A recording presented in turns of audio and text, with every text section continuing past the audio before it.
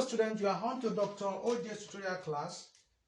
In this class, we want to look at a tutorial question, or possibly if we can have enough time, we look at some questions in measure theory and how such lemma could be proved shall be shown in this video. Don't forget to click on the notification button so that each time I upload new video, you'll be duly notified. Now, we want to talk about some very vital lemmas in measure theory. Let the measure, this mu, be a measure defined on a sigma algebra. This is a symbol of a sigma algebra in this context. If E and F belong to the sigma algebra, and if it's a subset of F, these are two sets, measurable sets, then the measure of E is less than or equal to, the measure of F. That's one.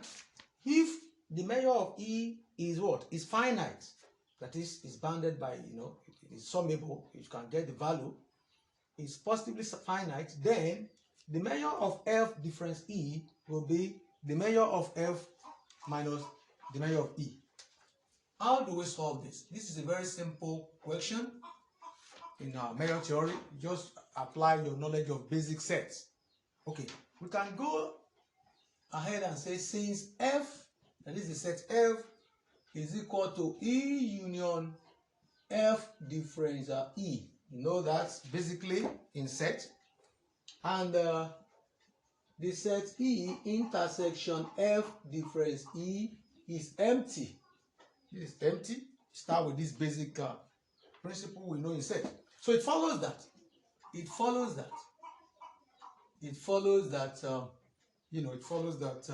the measure of F, using this concept now, is equal to the measure of E now plus the measure of F difference E. We just use this concept. Okay, we just use that concept. Let's continue here. Let's use that concept. So what follows? Fine. We have another properties of that difference. That's since the measure, the measure of F difference E is positive, is greater than or equal to 0. It then follows that from here. Then follows that the measure of F is greater than or equal to the measure of E from this statement. Okay. So if the measure of E is positive and is summable and is bounded, is finite, so many languages could be used there. Then we can substitute or subtract. Let's say we subtract, let's use subtraction here. Subtract it from both sides. What do we mean by both sides? From this given size. Okay. Now, how do we subtract from both sides? Now, subtracting, now if we say if the measure of the set E, is finite, is positively finite, then we can subtract it from both sides. This basic principle. So if you subtract the measure of E from both sides now, you'll be left with this. Let's see. If we subtract measure of E from here, measure of E from the two sides, it will cancel out this. It will be left with measure of E difference, measure of F difference E is equal to measure of F minus measure of E. So the proof is established. So now, from both sides of the equation of, let's say, equation asterisk, of both sides of asterisk. Okay. So we have the proof. We have the proof as the measure of F difference E will now be the measure of F minus the measure of E. This is a very simple question that I don't expect you to have any problem in. Very simple. We've just started with that. Let's move further. Let's look at some other proof that we can establish. This is a lemma. We have shown this proof now. So let's look at another one. Let's look at another one. Okay. Let's look at another one. This one is let number 2. Let mu be a measure defined on a sigma algebra. This is a sigma algebra. So if En as the sequence En is an increasing sequence, it's an increasing sequence in the sigma algebra, then the measure of the union of En is infinite, countably infinite, is equal to the limit of the measure of En. Let's call this one equation I. So the B part of the theorem, if Fn, that's another sequence, is a decreasing sequence in the sigma algebra, and if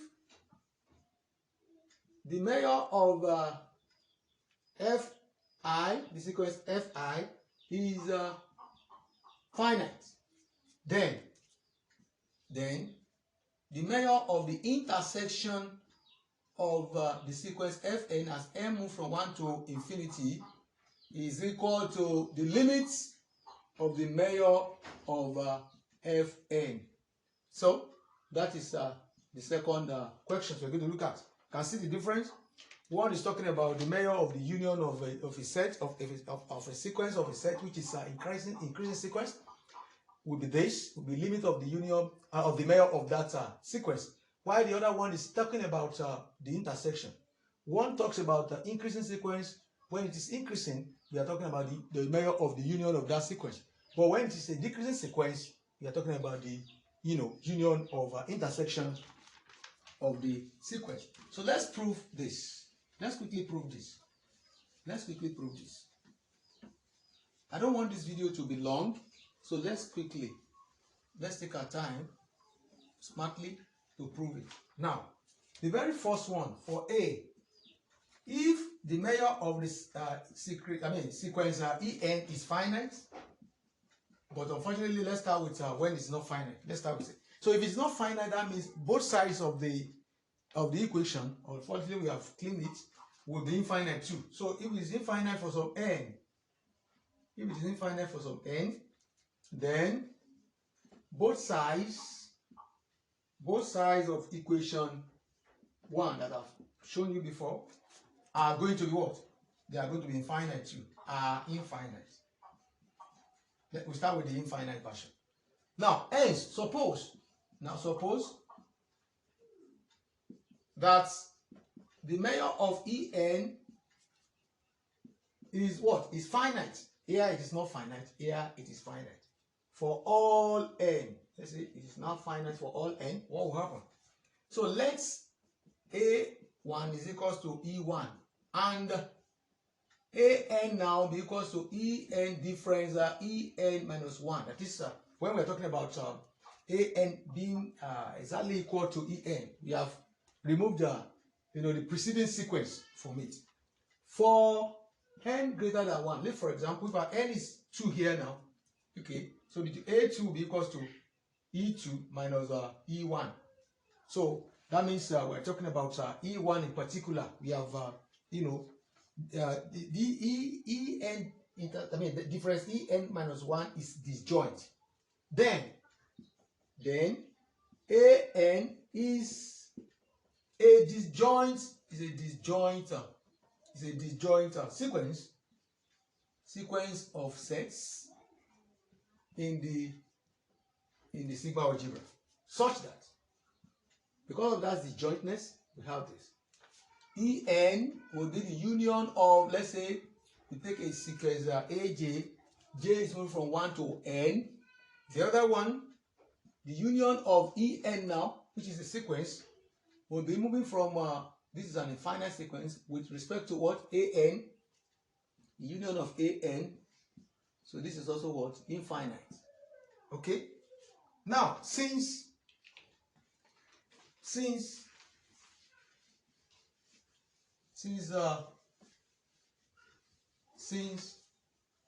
our measure is countably additive, since our measure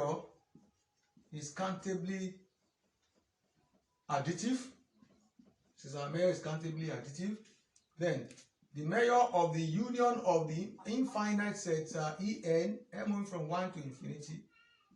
Do you understand what I mean by something being countably additive? That is when the union can exist and you can have the summation of the individual subsequence there. So this will be N 1 to infinity, and this will be what? The limit of the summation of the union of the measure of the sequence An when N is moving from, let's say, 1 to M. So since that exists, we can use the previous proof, Which one is the previous proof? The example we just established, that lemma. That is, let's say lemma, you can call that lemma 1. What we just did the other time is a lemma. So the measure of An will now be equals to the measure of En minus the measure of En minus 1. That is the sequence En minus 1. For the condition is N greater than 1, which we have said before. So the finite series on the right now, with telescope on the right hand side, this is finite. Telescopes means that you can rearrange the sequence in such a way that you can get the countable version of the sequence. So the telescopes, then we have the summation of the measure of An as M move from 1 to M. This, by telescoping it, will be the measure of the sequence En. So we have proved that. Let's quickly prove the second one. Now, how do we prove the second one? Let's quickly prove the second one.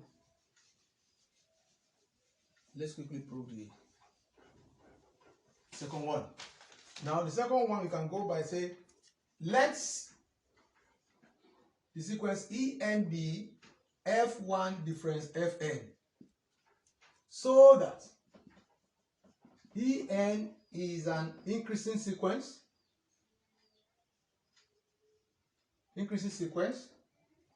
of sets in the sigma algebra. So using part A, the one we have just proved, and the first lemma 1, let me call it lemma 1, we infer that the measure of the union of that set En, the finite union, is equal to the limit of the measure of En, which is the same thing as the limit En, you know what it means? The measure of F1 difference the measure of Fn. Okay? From here. Alright. So this will be what? The union of the sequence F1 minus the limit of the measure of Fn. So we can call this one equation asterisk. Okay? Let's call this one equation asterisk. Now, which implies that since the union of En as n, that is finite union of sequence En is equals to F1 difference the infinite intersection of Fn. So it follows that